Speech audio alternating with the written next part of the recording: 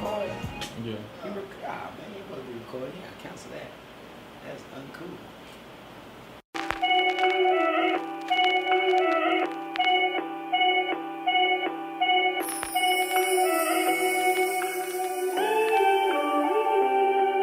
Lows, nigga. Hey people, I'm Terry Blues and I want to welcome you to Black Gift TV. Make sure you subscribe to the channel by clicking the icon below. Black Gift TV is your one-stop shop for colored content. It is the official channel for the Four Color Man podcast and the Dean's List streaming series. You also find music, stand-up comedy, and short film works. And if you like the content, make sure you visit www.blackgiftcreative.com, the official sponsor for the Four Color Man podcast merch. Now, let's start the show.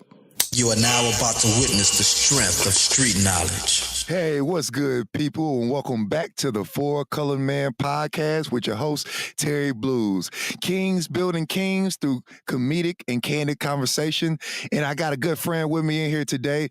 As you guys know, I always like to put people doing dope shit on my show, men of color doing amazing things. And today, we got my man.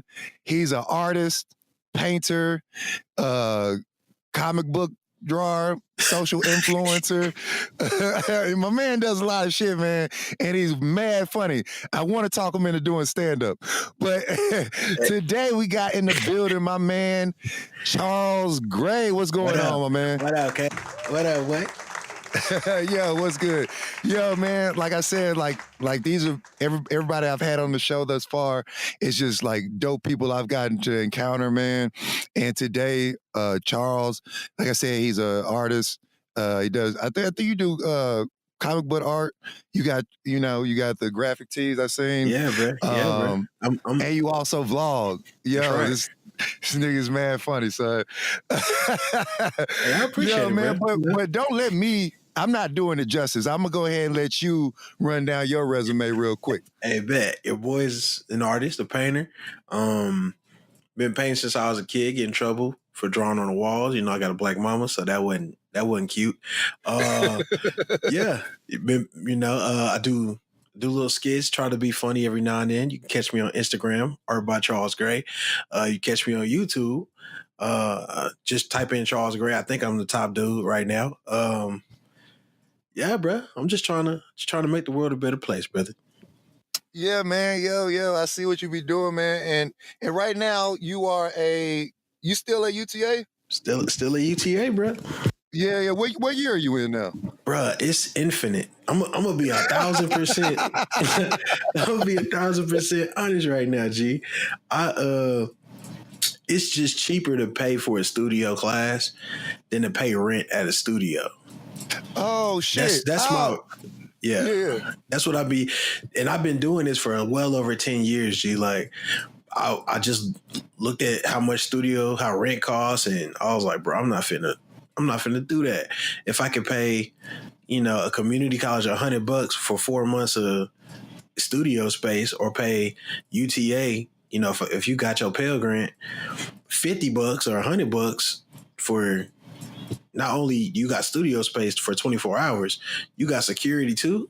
I mean, I'm not doing that. Damn, I didn't even think of it like that. That's a hustle. Yeah. That's a hustle. So you basically just using the institution for its resources versus like seeking an actual degree. I do. And I mean, it only technically work for the art field more than it would another field, because we getting paid for our creativity. We're not getting paid for a service. Like a doctor's getting paid for a service. But we getting paid for our creativity. So the more we have tools to be creative by learning from these teachers and these professors, we could get broke off. We might start getting broke off while we're in class. You see it all the time with like Instagram guys or YouTube guys. Yeah. So that's really what I'm waiting on. If it don't happen, the backup plan is the degree, but the first plan is just to get off, just straight get off. I feel you. So right now, so how do you map that out? Like, do you just do like one class a semester or something like that? Yep. I take one studio class a semester, and then if I guess if the school requires me to take another class to show them that, hey, you're trying to graduate, I don't have no problem doing that either. I'll go ahead and take it. And, I'm this is like extra background information, but your boy graduated high school on a 4th grade reading level. So like when I first started doing this, it really wasn't to graduate for real. I was just doing it just to do it. I took remedial English like 5 times, remedial math like 6 times. Like your boy really ain't built for academics. But it was just the fact that because like as long as I can paint, I'll take whatever class you need me to take, bro. That's not a problem. So. Oh wow, man! That leads me to a whole nother question. Like when you say that, right? Graduating at the 4th grade reading level, hold on, let's back up a little bit because I want to unpack that real quick.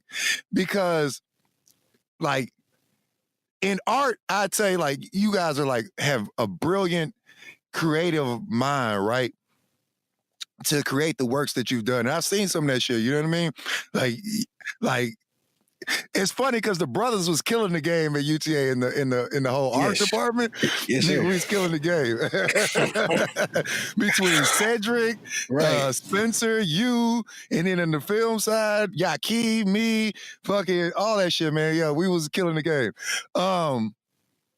But, there's a stigma, especially with like young black males in the education system of like if you ain't keeping up, you just stupid. Or you acting out, put them in a retarded class and leave them alone. That's where they put me, actually. With no sense of understanding how this kid learns, what it takes to actually like nurture what gifts they have. But with that, right? So you're in school. Is it like you have a reading disorder, or you just like, man, fuck this. These niggas ain't really trying to understand me, kind of thing? Honestly, it was just me being told that I was special needs. So all of a sudden, I know that I was around the 4th grade. I was being told, "Hey, Charles doesn't read at an adequate level," and instead of finding other resources, because again, we're in a socially economical situation where if they can't afford to have an extra tutor, or they're just not going to do it. It was just cheaper to put me in a special needs class. So I got put in that program. So every time that it came down to doing some form of reading, some form of literature, they would send me to a class where I didn't have to do that. Instead, they would cross out half of my answers or do some other type of tactics to give me what, in their opinion, would be a fair advantage for me to pass the test or take a quiz or whatever. So when it wasn't until college that I actually figured out, okay, it's just the fact that they weren't articulating themselves in a way that made me understand what they were talking about. So like now I can read and now I can write literature, but it was just that at the time they weren't explaining in a format that I was able to absorb. But like even now, like when it comes, like spelling was probably my hardest aspect. Like now, especially now, like the fact that you could speak a word and it'll pop up on your phone. Like I gotta resist that desire to want to do that. That's probably the only thing that I really would struggle with is spelling. But even now, it's like, you got Google or you got a dictionary, you good. So, yo, you want to know something funny? As a person with an MFA degree, I can't spell worth shit. And you know why? Because I've relied on the crutch of spell check. When I'm handwriting shit, I don't let other people read that because I know everything on this motherfucker spelled wrong. Exactly. If it wasn't for autocorrect and spell check, niggas would look. The only people that know how to spell shit is little Indian kids. Like this is true. Like these niggas is killing spelling bees every single day, every semester. But that leads to the point of like, is spelling even a fucking necessity? Or if we don't do it, are we making ourselves dumber? You get what I'm saying? Like it's a skill you don't use as an adult. You know what I mean? You don't really need it as an adult. As an adult in this day and age, not really. Like if we was trapped somewhere, we got to write a note. Yeah, I'm in trouble. But if the apocalypse or whatever come and it's me and you somewhere stuck and we got to write a letter to get it out to them, hey, bro, they gonna be like, look, it's something down there, but we don't know what's going on. We don't know. I was about to say, you try to, you on an island trying to spell out shit to a flying airplane. Right, to get directions. We in trouble, bro. We in all the trouble. All I can put on that joint is help. So, but you're right. Funny. But you're right. I mean, technically, no. I mean, you can finesse your way through. Well, that's the thing, though. You like, and I'm not saying this in a negative way, but you pretty much finessing the game. You figured out like the system, and I'm saying this from a standpoint of like viewing your situation in reference to the larger issue of how we educate our young brothers, right? Of not even taking the time, just casting them away. But you found a way to, okay, the system has put up all these roadblocks. This is what I'm trying to get to. And I found a way to finesse the game to where I could do that and not and still maneuver the way I need to get where I'm trying to go. Man, and that's some shit like the reason I'm doing this podcast is to get that information to people, man. So backing up you said you used to draw on the walls, like that's all you wanted to do was draw. And in school it's like, man, this academic shit is for the birds. So at what point, or let me back up a little further, like what in your younger years inspired you to do art or just draw, or just something you just had in your blood, or what? It was definitely an internal thing. Like it was internal. It was instinctual. Like I would draw all the time. So, and I feel like everybody grew up in a neighborhood and they had a homie that, oh, he could draw real well. That's a drawer. You know, you had an assignment in class. You bring me to, hey, could you draw mine for me real quick? I was that kid. Yeah. But it didn't develop into something that could make me, that I like make sense to me as far as making equity. It makes sense to me as far as something I could do for real until college, just because Black people aren't exposed or really minorities. That covers anybody in a lower economical situation, white people included. Nobody is taught about fine art because there isn't really a financial resource to fund that. Like film, that costs money.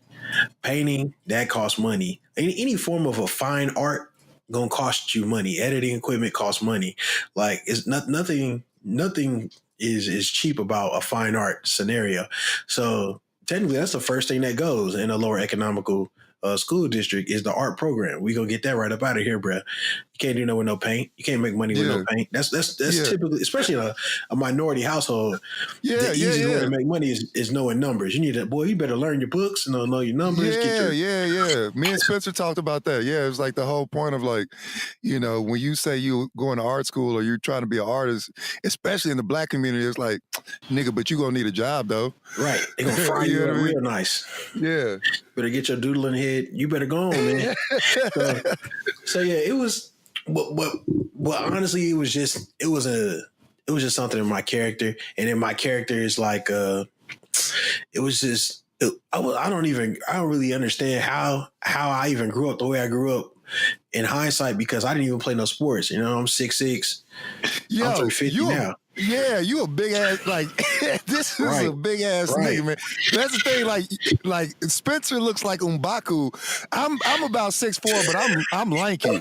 I'm like the nigga off Street Fighter with the long ass, what's the nigga name? Bro, I know who you talking about. He reach across the screen and slap you, yeah.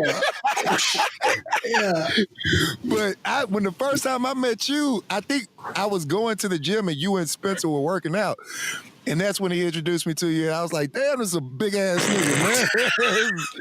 But it's always been like that, you feel me? So it's like, as a kid, I just didn't have no normal childhood just because I was inherently non-aggressive, but I had, I was an athlete. I was an athletic kid just because, I don't know my genetics, my DNA, but for some reason, the stars never aligned for me to play no sports. I wasn't really personally interested in it. And, having like a leadership kind of a perspective on life. Like I felt like the art thing, that's something I could, like I approached it like a sport, and I just didn't know that I was doing that. So I would seek out the best artists, and I would have like a little competition. Like I sought out Spencer and Cedric. I Googled them, and then we ended up going to UTA just because I was trying to find the best black artists in the area, and I wanted to be better than them. It was like, it wasn't, you know, and then I ended up becoming more knowledgeable about fine art, but that's really how it all came together. Yo, no, that's dope. That's dope because like we need those influences, man. Like to be able to see somebody else do it, and then like my whole thing of going to UTA was because of Yaki. And it's funny because talking to Spencer, his whole reason to go to UTA was Cedric. Right. And it's interesting to hear you say like your whole reason of going to UTA was Spencer and Cedric. You know what I mean? So it's like we find each other out and sort of and I think with us it's more like, yeah, I want to be the best, but not I need to be the best and down you. Right. Like we all doing our shit. And the harder you go, the harder it's gonna make me go. That's right. That's right. You know what I mean? It's not a scenario of there can only be one of us. Nah, if we come together and we all killing the game, oh, they can't stop us. You know what I mean? So yeah, that's really the core of everything. It's like I need to find some homies. That's all because you know, it just wasn't a whole bunch of homies drawn like that. It's a whole football team of athletic homies, but yeah, it wasn't no homies like that. Yeah, you know what's funny is because I said this in a previous episode, and if you go to any campus that's not a HBCU and you see a group of black students, I guarantee the predominance of them are athletes. Exactly. Yo, that's why we made people nervous too. When they had shows or openings and it's me, you, Spencer, Yaki standing there, they like, what in the heck? Yo, that's what we were saying. Yo, we was all there. They was like, is this a basketball team? What is it? Yo, Yaki is the point guard. He was like, yo, why these niggas look like they auditioning for Space Jam? Like, bruh, we was getting looked at and you'd be like, and then you notice like people, and the funny thing is, and you know, we all know this as Americans, black people will change your culture. You drop us anywhere, we're gonna change your culture. So people start talking different when we go, hey, what's going on, dog? Hey, what's up, bro? Man, if you don't start talking regular, what's wrong with y'all? Hey, man, shake my hand like a man, Frank. You ain't got to be on the chuck and dive on the black head side. Dab me up, Terry. Dab me up. Yeah, that's it, bro. You know, I'm voting for Obama. Yeah. Bro, if y'all don't, bro, we just chilling, bro. Stop. Chill, man. Just be regular. Like I'm you know what I'm saying? We here. We just man. Yo, that's the funny shit, man. The funniest thing ever was when George Bush told Spencer, he was like, oh, what college you go to, Mazel? It was for football, huh?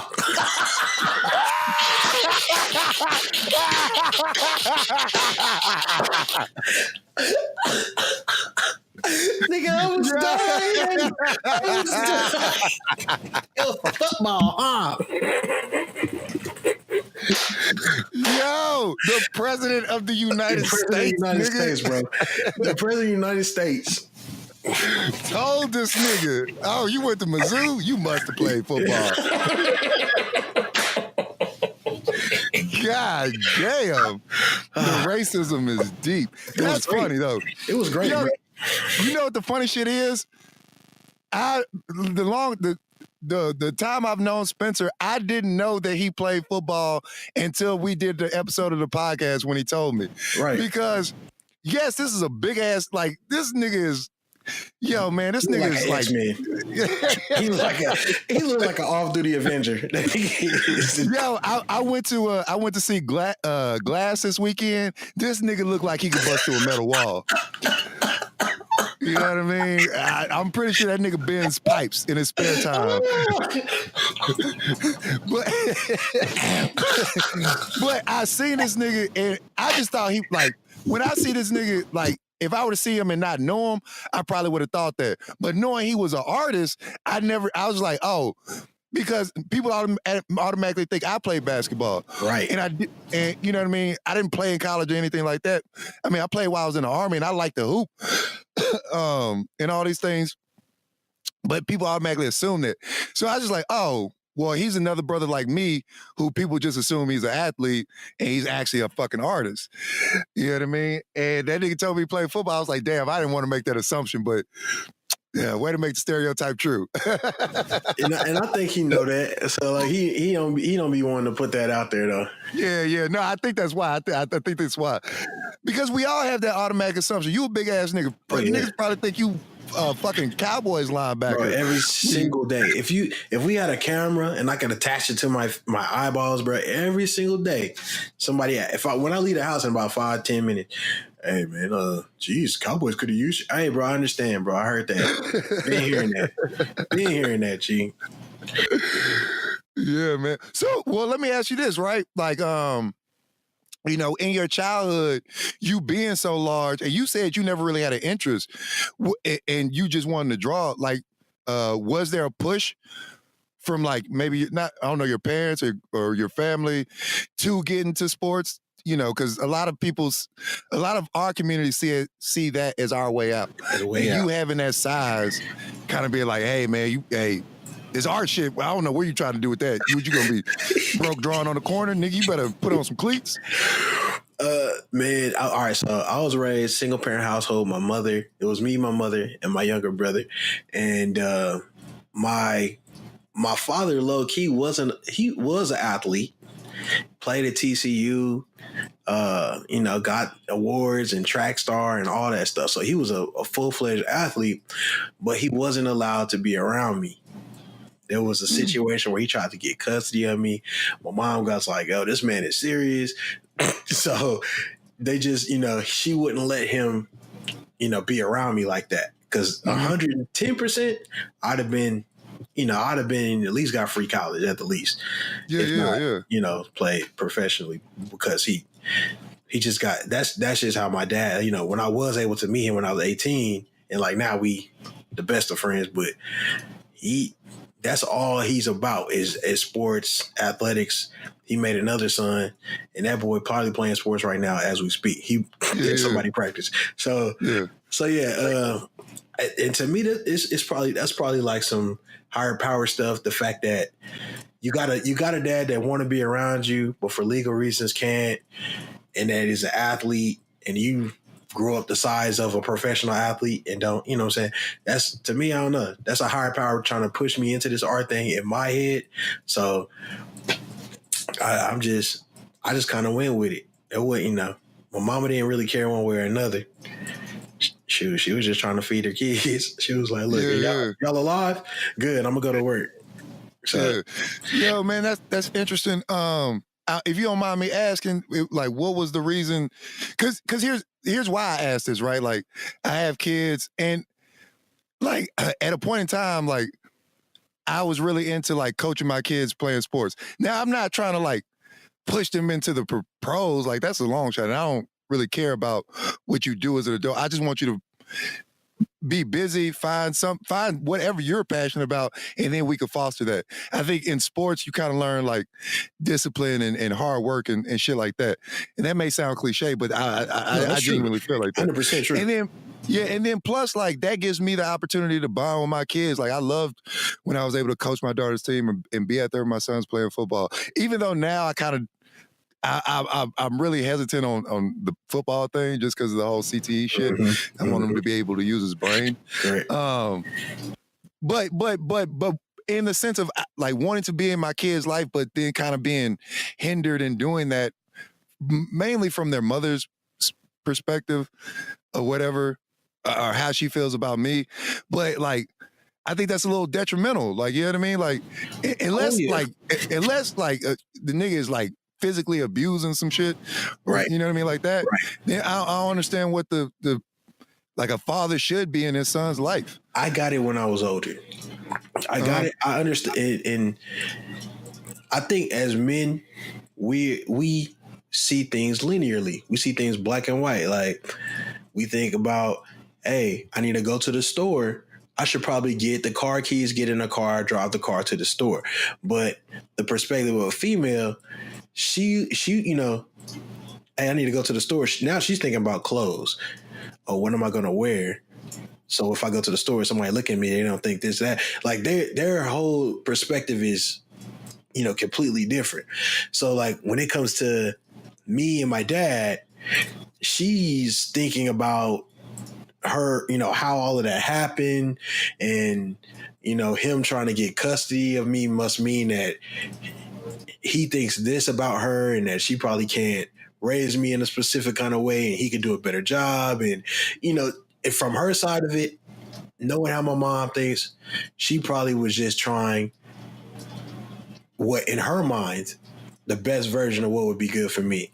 So, you know, I see it. I know that it is selfish that how she was thinking, but at the end of the day, it's like, what can you do? This is the best version of what you thought was good. You know, I thank God I ain't out here crazy or nothing, but, you know, things could have went sideways at any moment. But, you know, yeah, because I think especially as young men, it's so easy to get, you know, well, first of all, I got to plug my shit whenever I do this, right? So my movie Peddling is on the festival circuit right now. When this comes out, it would have just played in the Denton Black Film Festival. Hey, but congrats, the whole thing congrats. is about this kid who is, you know, being raised by his grandmother, and, you know, he's trying to be the man of the house, basically. Right. And, you know, he has a father, but who's a dope fiend, and you see how that plays out. But my whole thing is like, an underlying theme is like the importance of positive male role models. And he gets into the dope game because that's all that he sees around him. You know what I mean? He's trying to break leaves and earn money, but that shit ain't enough. And so, you know, he gets in that path. And I think it's so easy for us to, as young men, without strong, positive male figures, you're right, to do that. Because like if you would have been 14, 15, 6'5", 220, and then you got to the point where your mama can't do nothing with you, then who's she gonna call? Exactly. You know what I mean? That could have, like you said, been the thing that could have been left. Bro, when I think about it, so much could have went wrong. You know, it was drugs in our community. It was guns. You know, people got shot in my neighborhood. You know, that's like, it's just life, and where black people grow up, you know, 9 times out of 10 shit. Stuff like that's gonna happen. So with that being in my community and having no father figure and no real positive male role model outside of TV. Yo, Cosby raised us all. God damn, this nigga. Your boy I looked up to Martin and the Black Ranger and The Rock. So I was walking around really talking crazy, because those are I would say whatever I saw on Martin, I'd come to school be saying that. And I went to a European school at first, like the 5th grade, 6th grade. Them kids was thrown off because I'd be talking crazy in class. You know, you listen to The Rock, Martin. You know, bro. I was tripping. I was a clown. Yeah. Yeah, I imagine you as like a 6-foot 4th grader and just clowning niggas. Like, hey, what, yo, bro? And you're not gonna believe this, but your boy was hella big, hella fat, bro, hella fat in school, bro. It was bad. It was like morbidly obese bad. Your boy didn't get skinny till like the senior year in high school. Yo, so changing gears a little bit, right? So you talked about not playing sports, not, your father not being allowed to be there, and you just like doing this art shit, man, and kind of just barely making it through high school, just kind of being pushed through the system. At what point did you make the decision to start like your educational journey in art? Or that decision to like, oh, I want to do art, so how do I finesse the game to get where I want to be? It was a moment when I went to college where I had actually, I wasn't going to go to college. I actually signed up for the military. I went to the Marines during right at the peak when Bush was in, like when everybody was getting off. And my dad was like, hey, man, this was the first time I'm allowed to talk to my dad. He's like, son, don't go. You need to try this school thing. My mom was like, I don't know what you've been to do, but, can't just be around here chilling. So, she was really indifferent. My dad was like, go to college. I ended up getting kicked out the Marines in basic for having asthma. And then, my dad was just like, he wasn't giving nobody no more chances. Like my mom, me, he was like, look, y'all made y'all decisions for, 18 years. I'm going to take you to the school. I'm going to enroll you. I'll take you to your first day. Like, so he pretty much was all my dad. Everything that had to do with my education was my dad. Yeah. And that's all I needed. That was all I needed. Like seeing somebody else be confident and none of my years I've been drawing, all my confidence came from me. Like I've never had no confidence from nobody. Hey, this is good. This could get you out of here. This is, none of that. Until I met my dad. When I met my dad, I was the first human to say something to me like, this could change your life and you could live off this. So that here, and especially because it's from your father, that changed my whole perspective of seeing fine art and then seeing it as a way of making equity in living. So it really all came down to my father. And then once you get into college, then you open up a whole new avenue of education where it's being explained to you fine art as a European concept, but really it's just a narrative. You're telling a story, but most of the time you're using paint or a sculpture or in some instances a sock or a jar, and they put that in a museum, put your artist statement next to it, and it's worth $4, $5, $6 million based upon some rich person who couldn't afford to buy that. But yeah, that's really it. Yo, man, that's dope, man. That's so interesting that you had this guy fighting to try to be in your life, and then once he actually is the person that, even though like as a kid he may have been like, nah, son, put the pencils down. We finna get out here and work on these agility drills. Get your footwork right. You know what I mean? Or but now as he sees like, oh, this is what you're passionate about. Okay, cool. Let's make it work. You need to be doing this with it. And that giving you the confidence to be like, damn, man, somebody believe in me. Okay. I'm not crazy in what I think this shit is good, but nobody else really fucking with it. You know what I mean? Oh, yeah. Yo, man, first of all, let me ask you this. How old are you? 31, baby. Yo, I didn't know we was the same age. Because you was like, oh, I joined the Marines at the peak of when Bush was in. I was like, wait a minute. Mm-hmm. I joined the fucking Army. Wait a second. How old is this nigga? I always thought you. Right. Everybody think I be 20s. And I'm like, nah, man. That's that melanin, man. That melanin. Yo, it's funny when I shave my beard, nigga. It's man. No, I ain't gonna say that joke. But motherfuckers think I'm mad young when I shave this shit. That's why I got to keep this facial hair, nigga. But yeah, no, I didn't realize you was that old. Yeah, man. And not saying that in a negative way, because I think just in the general sense of like hierarchy of certain things. Like if I'm in an institution and I see like, if I'm in the grad program, I see people in undergrad, I automatically think that their age range is from, 18 to like 25 or whatever. So I thought you were at the higher end of that, like mid-20s, until you said that you joined the Marines during the Bush era. I was like, God damn. Yeah, bro. I'll be using that to my advantage looking young, because people do be thinking, he's an undergrad. He's probably not that good at anything. Then I, mess around and be in the show real quick. Yeah. So that means, okay, so from 18 and you on this crossroad of like, okay, I tried this military shit, that didn't work. Now the thing I got left is like this art shit, and I really got to make it work. And your dad pushing you into going to college. Where do you go from there? So what college did you start at from that 18 to be at 31 here at UTA using it for the studio? It was a community college, TCC. Uh-huh. It was like down the street. It was $100. Like I was like, hey, you know, we could peel off $100. So we just went to the class. I met a professor by the name of Josh Good. Me and him still friends to this day.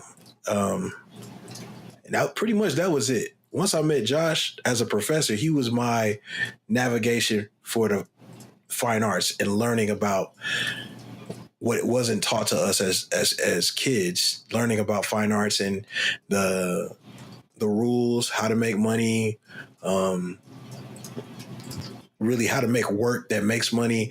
And as that progressed, it was now just all getting confidence because, you know, really as soon as I got started, I actually got scholarships to go to New York for other colleges, but I was too scared. The last time I was on a plane, I was getting flown out to Florida for basic. Like I just wasn't used to like leaving. So Yeah. the first couple of years I didn't leave. I didn't do nothing. I just was like, I'll just keep making work, you know, and then finessing the system. I'll take whatever class y'all want me to take, but as long as I can paint, we good. And around 2014, I ended up getting a scholarship to go to Germany for painting. I went to Germany, and that, you know, opened up my mind even more. Came back, met Said, or Google Said, and ended up meeting him a couple years later. And then it was like, hey, yeah, I'm going to UTA. He actually up here, so that was it. Yo, man, did you actually? So, what was your experience like? Yo, here's the thing, right? So, Germany, I've always wanted to get stationed there, but never got a chance to. They sent me to fucking Korea, and I don't really like Asian bitches like that. Well, I didn't like Asian bitches like that then. Now I be seeing some sexy Asian bitches, nigga. These Asian bitches getting thick. Yo, you remember that Ludacris line? It was like the new phenomenon is white bitches with ass. No, in 2018, the new phenomenon is Asian bitches with ass, nigga. But I heard in Germany. Yo, go ahead. It was. Germany was definitely something I did not. You're not really prepared. Like as you grow up, when you grow up in like the lower economics, and you go to a place where they speak in your language just because this ain't their first language. Like you understanding how intelligent all these people are casually, but you know, nobody has on like fashionable clothes. Nobody has like a car, like they riding bikes. Nobody has a PlayStation or nobody has an iPhone. Like you the only one walking around with an iPhone right now in this whole city. Like that's crazy, bro. That's so crazy, bro. Well, like you said, man, you said like you were kind of scared to do the New York thing because you were like, man, I ain't the first time you've been on a plane was going to basic, and it's like it sounds like you're saying I wasn't that comfortable out of safety zone, right? At all, bro. Now going from New York is different because you're still in the country. Now going to Germany, what made you make that leap? It was literally just confidence because like growing up in my household, I had zero confidence. Like I didn't believe in myself at all. I did what I liked as long as it didn't bother anybody. And that's just the way my household was. Like you just don't bother me. That's essentially how I felt growing up. As long as you don't bother adults, you know, you're not doing a bad thing. And I kept that mindset all the way till I was 18, till I got to the Marines. Until the situation with the asthma thing popped up, then it was like a survival thing. Well, I don't care if I got to bother you, but I ain't finna be in here dead. Like, y'all not finna kill me. So I'm getting up out of here. And then that just, my journey in building confidence, because I just didn't have any confidence. So somebody telling you, hey, jump on a plane. Come on, you can make it. Just you'll be by yourself, but it'll be fine. I didn't have confidence in myself to go get on a plane, you know, make sure I got a place to stay, make sure I'm eating. I had zero confidence in myself in doing that. And it just took time of me living life away from my childhood perspective in a new perspective of being, kind of by myself, I guess, and understanding, okay, well, you can handle most of any, something happens, you just go get something to eat, your clothes get dirty, wash the clothes. Like you figure out how things work without the assistance of my mom or like anybody else. And I was straight. Yeah, let's go to Germany. We can figure this out. We got this. I don't need to speak the language. I had so much confidence. Like I knew, not knowing the language, I'd be fine. I'd be Gucci.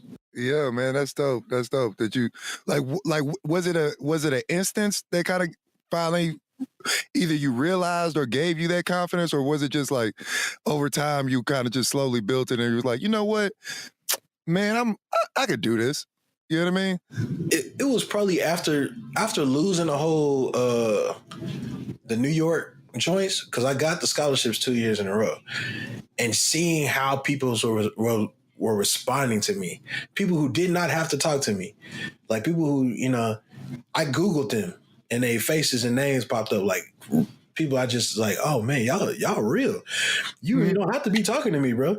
Like hearing them say positive words of affirmation towards me, like, hey, you a fool for not going, but I'm gonna let you know, like, you talented and more opportunities will come. Like that, hearing that multiple times a year was skyrocketing me. Like I was like, oh Lord, if I would have heard this as a kid, that would have been easy to, but it was just something I wasn't hearing like that. So it was like this, yeah. It was just a bunch of those moments happening back. Like when they had different artists coming into the college, like my professor made sure he would introduce them to me, because I just didn't see what everybody else was seeing. Like when you grow up in the lower economics, like the most we got to fine art is maybe the cover of a magazine, the cover of a video game box or something. Like that's as much as we might know about fine art. You're not really learning about Basquiat. You're not learning about Caravaggio. You don't know what none of that is. So when people start breaking down to you what you're doing and how it relates to somebody, who's a master at the craft, and they out here themselves, you like, oh, bro, okay. I see now. I see what's up. Yeah. That's really what it was. Yeah, man, that's dope. So when you got the Germany thing, you were like, man, you know what? I didn't turn these down. I can't turn down the third one. Let's just roll. Oh, when the Germany thing popped, I was hyped. I was like, hey, y'all got the right one. Y'all picked the right one. It was some LeBron stuff. So what you get to do? Like, what was the scholarship for? What you get to do while what work, and what did you get to do while you were out there? All right, so the way it was a residency. So like the way a residency works is you get selected. Once you're selected, they give you a stipend. Or some do, some don't. They might give you a stipend, which is money for you to eat and to live and do extra with or make work. So while you're out there, you'll make a body of work and it'll be on display. Now, some people will actually require you to leave it there in that country, or, you might make the work and then take it back with you. Mm-hmm. So, I was selected to go out there and make a body of work. And, you get out there and you see like trees and skies and, deer. They had some like 5-foot rabbit. I ain't never seen nothing like that. That shit would have freaked me out. It was scary. It was scary, bro. Because it's set up in villages, like a video game, and you got to go to a different village for a different thing. So if you want groceries, you got to go to the village with groceries. If you want hardware, you got to go to the village with hardware. And that part was wild because you got to walk or ride a bike. And at the time, I just had knee surgery, so I'm walking to a village. I don't know if I'm going to the right village. I don't speak German, and on the way to the village, I was like, "Oh, this is the wrong one." But my knee gives out, and I'm asking for help in English, and the lady looking at me like, "Boy, go on now." When I tell you I crawled back to the house, people was looking at me like I was insane. But I cried. Hey, I ain't come out here to die now. I look crazy if I got to, but I crawled back to the house, bro. We gonna try again tomorrow.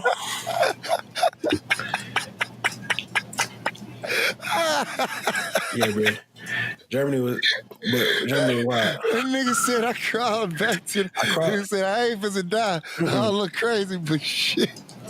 Nah, bro, because you literally in the middle of nowhere. Oh, You're in the middle of nowhere. You're in a country in another country. Like the country is part of another. It's fields and trees and a village.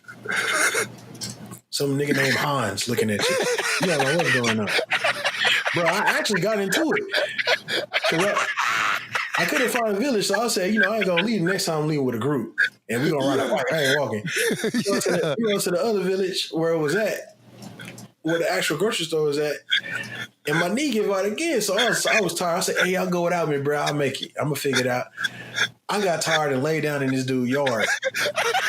Dude come outside. Oh, Station, icing. I said, bro, I'm American, bro. No, I'm sorry, bro, but you're gonna have to chill. Icing. I said, bro. I just started screaming. Hey, I'm American, and I'm gonna take a nap, bro. I took a nap in that man's yard, bro. I took a nap, but I got we was good though. We made it back safe. holy shit. Oh my God. They don't have no police, real police over there. That nigga said I took a nap in the yard. I did, bro. I was tired. Oh my God. Oh my God, that's so funny. We rode like 9 miles on a bike. I ain't know. I'm tired. You finna let me go take a nap, bro. It's a little 20-minute. We good, bro. Oh shit. That nigga said I took a nap in this nigga's yard. Oh, fuck. Damn, that shit got me rolling. Yo, I told y'all he was funny as shit. And that's just a true story, man. Nigga said, what is it? He said, look, nigga, I'm American. I didn't know what he was talking for. I got some of it on camera, bro. I was like, bro, you're not finna be yelling at me in no other language, bro. Oh, shit. Yo, speaking of getting it on camera, were you vlogging and doing your YouTube shit at this time? I was vlogging still, yeah. So, like, a lot of that is on camera. Like, I was vlogging that. Yo, y'all go check out his channel. What's the YouTube channel? Charles Gray. Yo, y'all go check that out, man. My man's is hilarious. Make sure y'all subscribe. Shit. So, speaking of the whole vlogging thing and YouTube and, like, your art, like, so going from, your dad, getting you into the art school thing, how'd you get into the YouTube side of it and doing the videos and vlogging and such? It was just new at the time. I jumped on. I was putting on family stuff at first, kicking it, like just kicking it with moms or doing something at the grocery store. Pops. It just was family goofing around at first. And then I met a dude who, I don't go to church. Not a church person. I didn't start going to church until I was 18. And even then, I only went because I got a job up there as a custodian. Like, and it was like, hey, you got to come up here. And the reason that they want you to come up here on Sunday is to pay tithes. I was like, wait, hold on. Explain it to me again. Wait, what's up? We paying you, but the only way we're going to keep paying you is if you pay your tithes. So y'all giving me money to give it back to you? That's a hustle, but okay. I need a job right now. Y'all hustling me. No, bro, that was a real meeting. I was like, bro, this meeting is wild, but okay. If y'all say God wants y'all to do that, bet. I ain't gonna argue because I don't know too much right now, but when I learn the rules, I'm gonna be back in your office because I need to double check with y'all. This sounds fishy.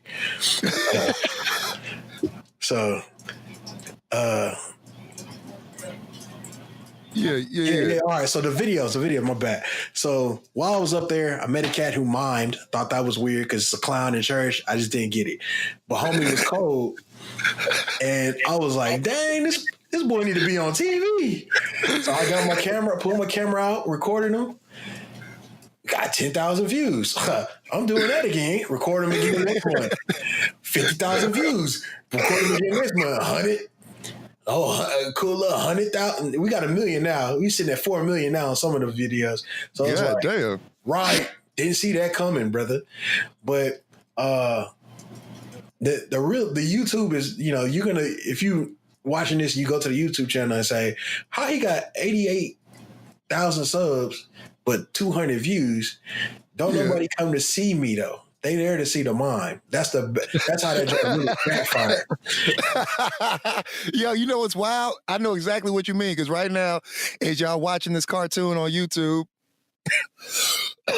excuse me, as y'all watching this cartoon on YouTube, you will see that my subscriber count and view count is quite high. Like I got like 200 or like not 200, like 1.6 million views, and like I'm sitting at a cool like 3,200 subscribers right now. But the predominance of that came from in undergrad. I did a class project. Right, the class project was make a form of media, whether it be print, video, you do a audio recording, whatever. And it has to be like about a social issue. So at the time I was really getting into film. I was like, yo, bet, whatever group I get, we making a film. And then they were like, well, let's do it over domestic violence. I was like, all right, cool. So we did the whole video about domestic violence. And if you go watch it, I play this nigga, the screenshot, and it's been memed before. If you ever see a meme of a bald-headed black nigga choking a Mexican bitch, that's me. That's me, and it's from that domestic violence short film that I did, and that joint got like 1.5 million views. Dang. And but the cold part is I get the monetization on it, so it's making me money. But God bless. all my other shit is getting overshadowed by it. Like niggas that's the shit that's making the money. I'm trying to build the rest of this shit up. And they're looking for more domestic violence. On some real shit, I was thinking about making another one. I was like, man, if that's what you want. That's what I did. I told my brother, hey, bro, paint up. we gotta keep this thing going. You just see a bunch of videos of me slapping bitches around. That'd be wild. Hey, I don't think I can do that in this climate. You probably can't, but oh shit, that's funny. Get some views though. Yeah, but you said something earlier, right? Which I really wanted to get into, because when I interviewed Spencer afterwards, we were talking. You know, he was like, yo, you gotta get Charles on here, because we were talking about some black church stuff. And I always have this debate, because I'm Southern black family, we was raised in the church, right? I used to have to go to church every Sunday. I hated it because I didn't really understand it. It was just like a thing that I had to do. It was a waste of my Sunday. Like, I only get 2 days off from school, and I got to spend half of one day doing this. Torture? Yeah, like I would just go, I'll just go to sleep in church, and then your auntie or your grandma got to pinch you. Yeah. You know what I mean? All that, yeah. Pay attention to God. So I, like, as an adult, I do believe in God. I do have a spiritual sense. You know what I mean? But I don't think church or organized religion is really what that is. Because I have this thing about, like, if Jesus came back today, he would be flipping tables in the temple, right? Because that's what he did. Like, yes, that is church what back then is what he came to change, and it reverted back to the. He was like, "Yo, you had an interesting story about it." Because I was looking on your site, right, and one of your shirts, the Bad Pastor joint. I fucks with that. Correct. And art imitating life. We make art out of our influences. So, like, he said you had an experience that kind of like really soured you on the whole black church kind of being in it. Like, can you talk a little bit about that? Oh yeah. So like I said, I ended up working at a church. Ended up going to the church, and for what it's worth, it actually had a lot of positive educational aspects. It taught me about how to read the Bible from a non-biased perspective. So like, it's written in Hebrew and Greek, and I was encouraged to go actually learn from sources that would reference Hebrew and Greek. So it would be like translated versions that would have the original words. So like sometimes you'll be seeing that in Black church, they'll use that as like a showy tool. Like the Greek word homonouse means give God all the glory, but there's actually a real like connection. Like it was real tools that they had to like convince me, because essentially that's what they were doing. I was a skeptic, I was skeptic on how it was being presented to me. To me, you're presenting this to me like you need money, or like you are like you said, hustling me. You either hustling me for money or hustling for females. You either up here getting girls or you up here getting my money, and that's how I felt. But eventually, I was exposed to enough good people to show me there is a reputable source of information there, and eventually I read enough that I was convinced that Jesus was real. Me and him have a relationship that is, purposeful, and that he did die for my sins, and now I live for him. It took me a while, but I did eventually get to that point, and then I got to the point where I felt confident enough to tell other people that, but in my version. So like the version I did eventually start preaching at that church, but their church is a Baptist Black church, so most of the time when they end a sermon, they go have an asthma attack. God came down from heaven and rained down, all that extra, and I wasn't for that extra. That's one thing I did not like. Like, it's very entertaining, and I ain't gonna lie, a lot of brothers could entertain me with it. But do I feel like I'm learning something? Not really. And then for me, I can't tell nobody how to feel, but for me, I felt like if I ever get the opportunity to teach something to somebody about God, the person that, we're claiming died for their sins, I don't ever want to be theatrical with it. It's not a show to me personally. And that's how I felt like, some of those situations were coming off as some form of theatrics or a show. So I never taught like that. And they would actually call me out like, hey, Charles, you teach it like a white person. You need to learn how to, bro, I can do what I want to. And, I'm grown now. That whole 18, you a kid, do what Black people say thing, that's all gone. Especially like at the turn, right at that point in time, it was like 2009. The whole do what I say thing, that was starting to ease its way out. So, nah, bro. If I want to teach like a regular human, that's what I'm going to do. If I want to use a PowerPoint, that's what I'm going to do. So. You know what's funny? My girl be dragging me to church sometimes, and I tell her all the time, I was like, now I only go for the holidays when kids are here. So I'll be like, all right, I'll go to just be the family man. Right. But otherwise, a regular Sunday, I don't do that. But here's the thing, right? It's not that I don't really believe in church, but sometimes I think I just need like a motivational speech. Yeah. Right. And I say this about what I want out of church is a good TED Talk with a little bit of scripture. I don't need you telling me how Jesus is going to return. I don't need you telling me how if I give you money, my blessings will come. I don't need all that. Inspire me in like a way that's going to get me motivated to go through the week. Yes. Like, you know what I mean? If church was that, I'd do that.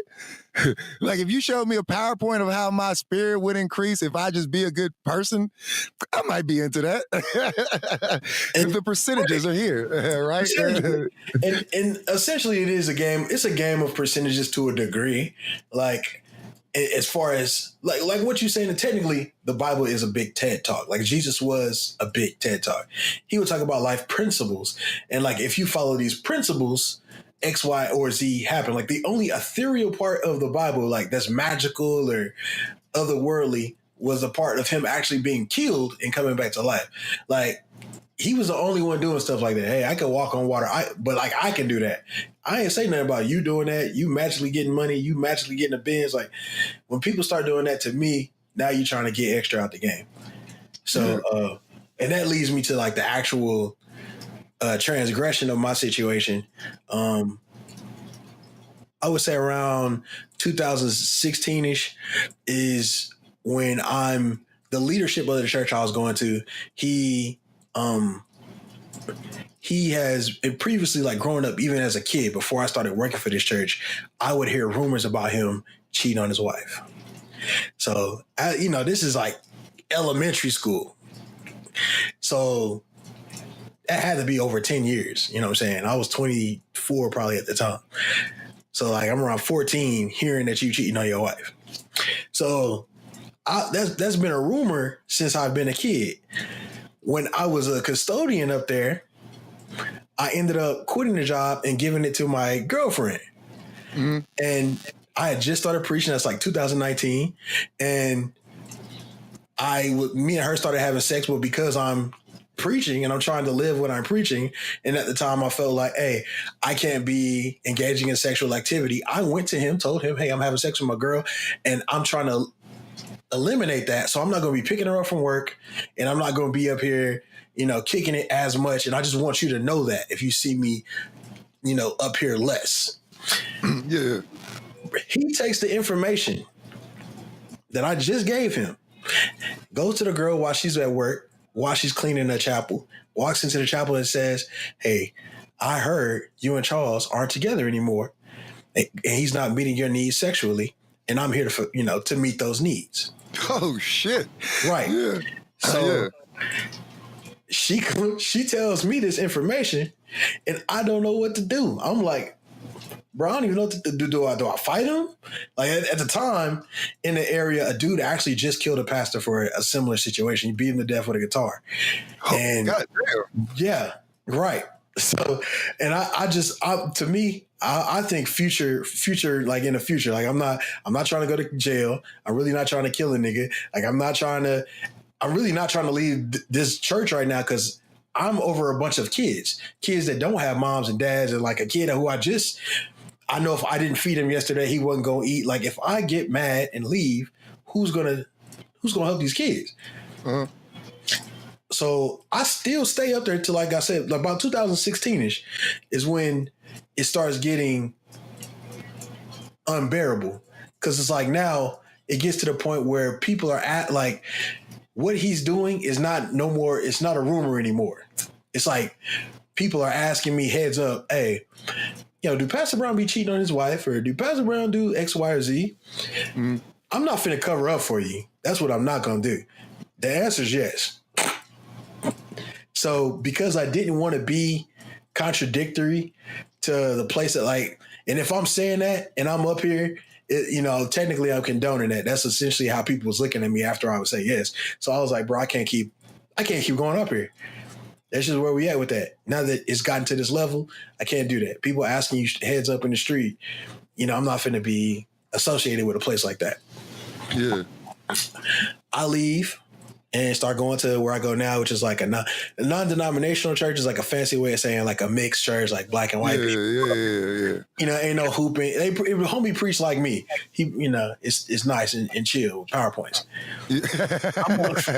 I'm up there for a while and I get a phone call from a guy who was raised kind of like me. He was raised, single parent household, ends up coming to the church, becomes a preacher, pretty much identically same setup. Mm-hmm. He tells me that the pastor was counseling him and his wife. And he calls his wife up there for a private situation without him and pulls his penis out on this man's wife. Yo, that's wild. That's yo. Right. Yeah. Right.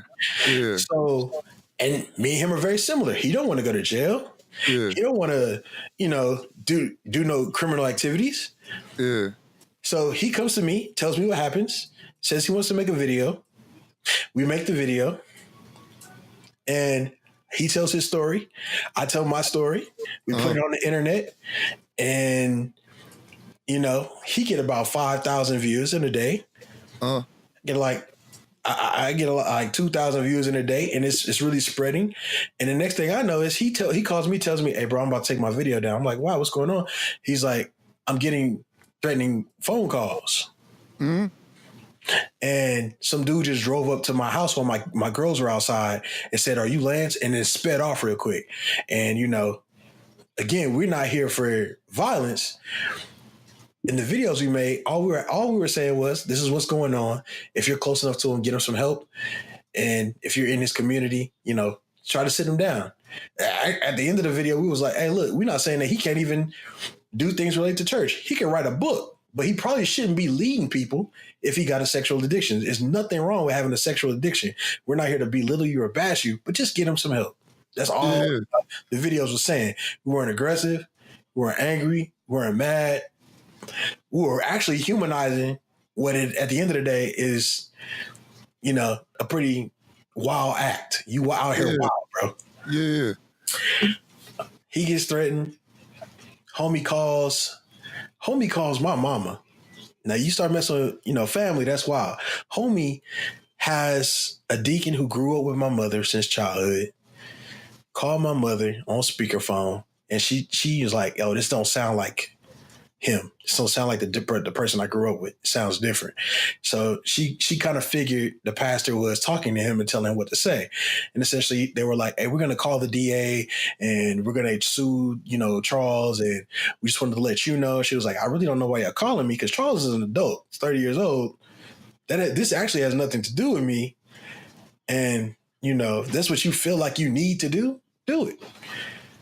But when she called me and she was like talking it back to me, I could hear the emotion in her voice, like she wanted to cry, because essentially this is a church she went to. This is a church she brought her kids to.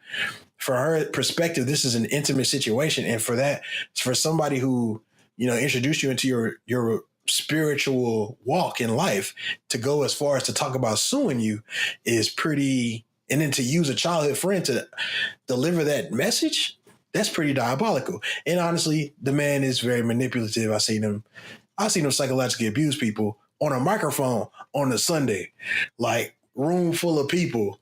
And I know he's talking to somebody specifically and, saying something of a derogatory nature, but cloaking it in words of theology.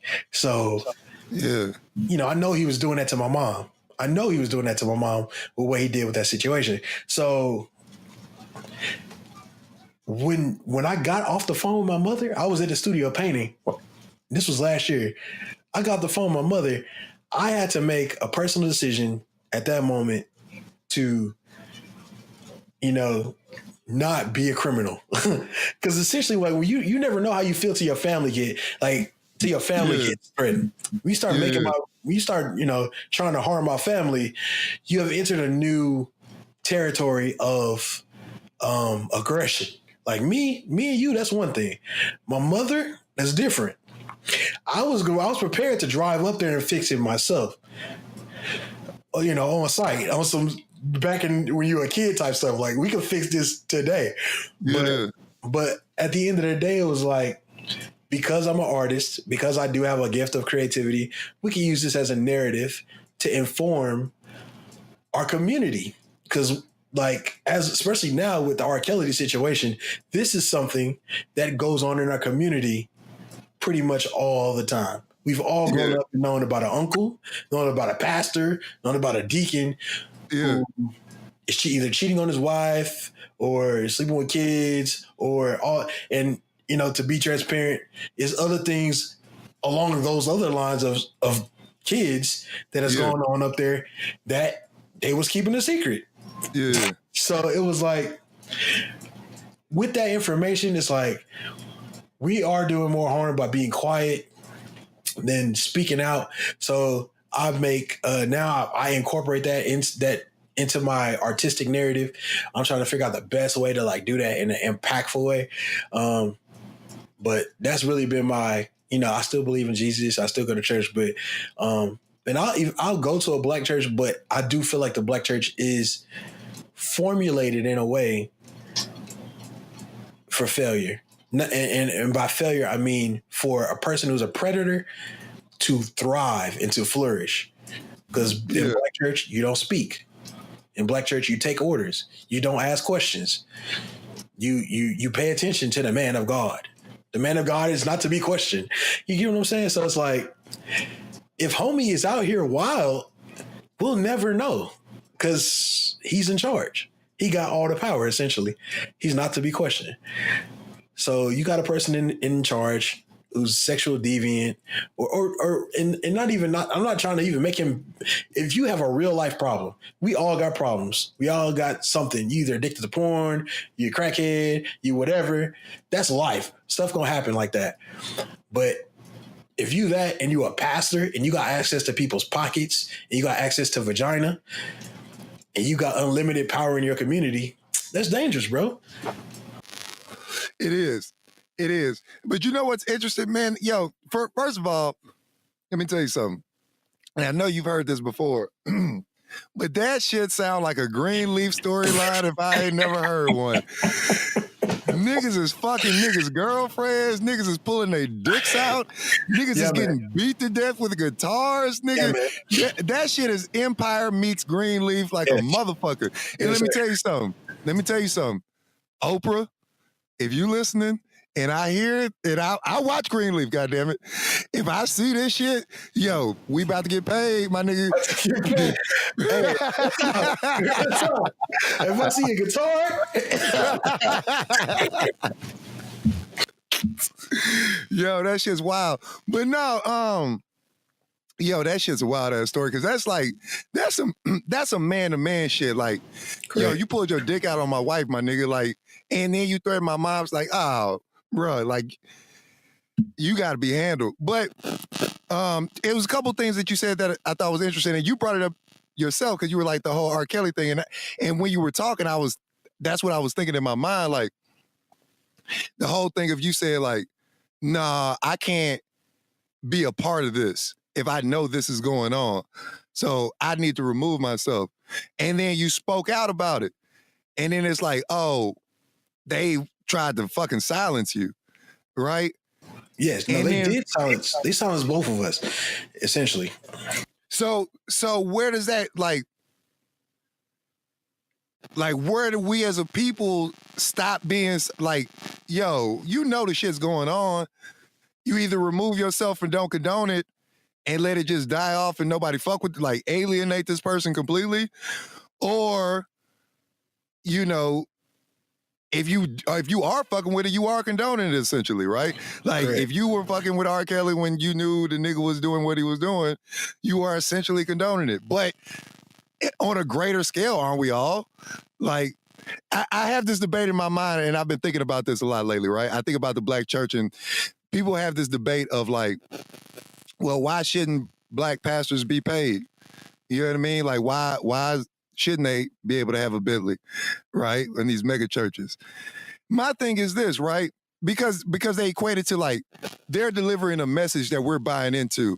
You have favorite rappers, right? You buy their albums, you pay money to go to their concerts. Mm-hmm. Aren't they essentially doing the same thing, delivering a message that you're paying for? That's right. You know what I mean? So when I think of it like that, I gotta say like, okay, I feel you. I feel you. But you gotta let it be known what it is. That we are indeed delivering a message that we're monetizing. Don't cloak it in the sense of, oh, this is you giving money to God. God needs this jet.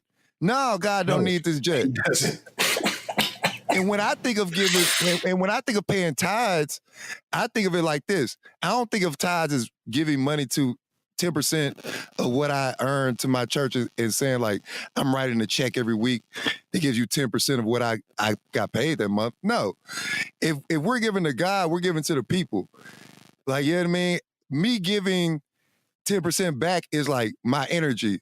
Correct. Whether it's financial, whether it's like me helping somebody, whether it's me, you know, reaching out to people and delivering a message, whether it's me doing this podcast and speaking inspiration into brothers like us that don't have this opportunity, that don't grow up with that figure to have that inspiration to be like, yo, whatever you doing, I want whatever kid, whatever, you know, brother, sister, anybody listening to this to be like, yo, listening to them, I know what I'm doing is working. I can do it, and all you need is that consistency and drive, and you'll make it.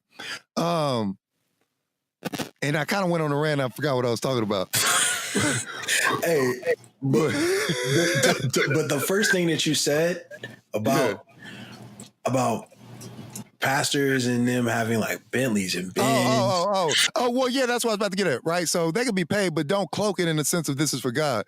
But Yes. and essentially, if you are leading people, you should be giving back to those people, right? I've heard of instances where like with my ex-wife, one of her friends, I think she had lost her job and was struggling. She had kids, and she reached out to the church.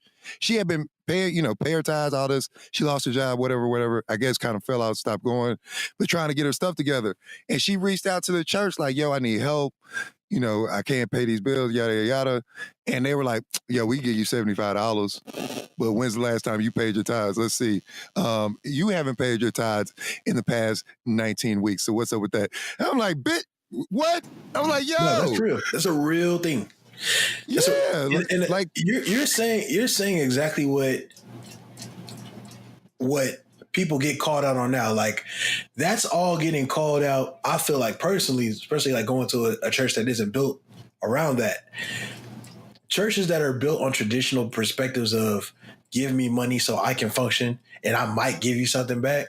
They're getting called out because that's not only is that not a real principle, that's turning into a horrible business motto for people who are not growing up in I feel like our generation, we're not growing up in the same way our parents grew up. Like our parents grew up having to follow people's instructions to survive. Like when you grow up without privilege, unless you were European in this country, for 60 years ago when there was colored water fountains, you couldn't just speak your mind. You could get killed for speaking your mind. You could get killed for looking at somebody who's of a different race. You had to follow orders to live. You had to. So like not asking questions was a big thing like 60 years ago. But now if your parents say, you can't tell a kid, hey, don't do that. They're going to look at you and say, why? And they're not out of bounds for asking. They really, I really want to do that. Is there a reason why? Is it poison in there? Like, is there a snake in there? No, nigga, I just don't want you to. That's not working. That's not working no more. Yeah. Which is, no, first off, it's not necessary because, we're not in that climate anymore. And then second, it's exposing people who are using that for their own gain. And that's has now translated to the church community. You already hit the nail on the head. If I got a Bentley and I'm saying you could be like me and you could have a Bentley, but you got to pay your tithes, like that's being exposed, bro. Yeah. You know what I'm saying? Like you having a Bentley ain't got nothing to do with a blessing. It's because I'm giving you my money. That's why you have a Bentley. Surprise! If I keep my money, I might could pay my rent. Yeah, that's why I ain't paying tithes. Obviously, I'm calling you to pay my rent. So I mean, and I'm not opposed to like you being a performer, right? Like you getting like when I talk about like monetize, like when I'm doing all this research of like marketing, how to monetize your brand, yada yada. One of the things they've mentioned is like paying for public speaking engagements, right? We do it in a commercial world, like. I don't mind you getting paid for your time to come speak and deliver a positive message. But don't be telling people like, yo, give me your money so you can prosper so I can get this Bentley. Right. Like if you could draw a big enough crowd to where people enjoy you, yeah, we'll pay $20 a ticket. I'll pay $20 a ticket to go see Dave Chappelle. Shit, I'll pay $50 a ticket to go see Dave Chappelle. And he's making me laugh. Right. If you could get up there and entertain me and make me laugh and I walk away with an inspirational message, I don't mind paying for that. But don't tell me that God wants you to have this Bentley and you need me to pay my tithes for it. You know what I'm saying? Right. Because that's wild. Oh, God, what? That's wild, bro. And it's real, though. That's crazy, man. Yeah, man. That's my opinion on it, man. But, yo, that's real interesting. Like, I'm glad you told that story, man, because, like, one, I hope Oprah hears this. If I see it on her own network, it's over. It's over. You heard it here first on the Four Color Man podcast. I got more, Oprah. It's a deep story. Yo, this nigga could be a writer. Hey. I can write for y'all, man. Homies, and the pastor wife passed, bro. He married the mistress. It's deep. It's a rich story with lots of layers. Okay. As a matter of fact, fuck that, Oprah. I might link up with you afterwards, and I might cut this. I'm like, hey, shit, man, let's get it, Bruh. Let's go. Oh shit. But yeah, man, we'll wrap it up real quick, cause I gotta go. But one thing, man, I like to end on this note of I've got this segment now. Like I say, this podcast, we like to drop jokes and jewels, right? We got to laugh a little bit, some deep shit. You know what I mean? Also, so before we leave the people, man, if you could drop a jewel on them, what would it be? Like if it was to your younger self or to just in general to have to deliver the message you want to deliver, like what would that be? It'd probably be something that only I would know. So it'd be like, this gonna sound weird. I would tell me, listen to everybody, but don't listen to anybody. Like, but I would know what I mean. Like, I get you. You need to be humble and listen to what every single person says. But at the end of the day, not what everybody says got nothing to do with you. Like they just really want to hear themselves talk. Yeah. But that's the thing. If you listen to it all, some of it you'll be like, okay, that makes sense. I could take that. And then the rest of it you just get rid of. Right. Yeah. I feel that, man. I feel that. Yo, man, I appreciate you coming on. This has been real dope. This has been real deep. You know what I mean? We crack jokes. Yo, that nap in the fucking German nigga yard story is hilarious. Hey, bro, I gotta come back, man. You gotta have me back, man. I'm down. Yo, man, on some real shit, I want to do, come back to Texas and do a live taping and do it with some of my past guests, man. We just do it on stage and get everybody and film it. You know what I mean? Make a show out of it. That's what I really want to do. But yeah, man, we got to do this again. Yeah, but before we get out of here, man, go ahead and tell people what you got going. Oh, yo, and I just seen this on Facebook, and hopefully I'll have this episode drop before the February 7th date. But I see you got a new opening, man, so go ahead and tell people what you got coming out, all your socials, all that, where they can find you. Hey, bet. Portland, Oregon. I got accepted into a nude portraiture show. It's at Clackstock Community College. Now, I ain't never been, but I'm going. If you live out in Oregon, give it a Google. Meet me up there. It's on February the 7th at 6 p.m. I think they will have food and drink and whatnot. So y'all come and kick it. Dope. What else you got in the works, man? Go ahead, give them your socials, where they can find you. Well, hey, catch me on Instagram, Art by Charles Gray. Catch me on YouTube. It's just Charles Gray. I do vlogs. I do skits. I'm probably gonna do something crazy later on today, and I'll post it. And it's pretty random. So yeah, you just tune in. All right, bet, man. So with that being said, man, we're about to get out of here. It's been the Four Color Man podcast with your host, Terry Blues, Kings Building Kings through candid conversation, and we out.